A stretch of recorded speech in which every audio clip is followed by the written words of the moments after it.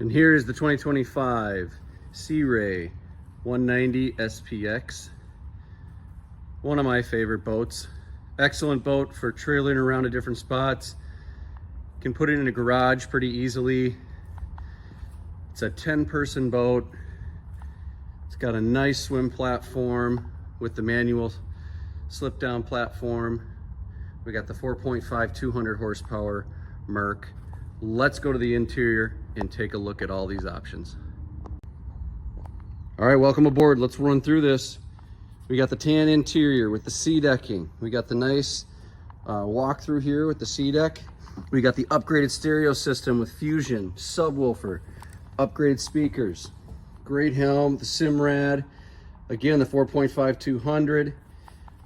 We've got a reverse seat here on this side, storage, and then one of my favorite features is here in the bow. You can have this full filler cushion with the backrest, and if you're not using it, you can pop it out and it just becomes a couple seats in the front.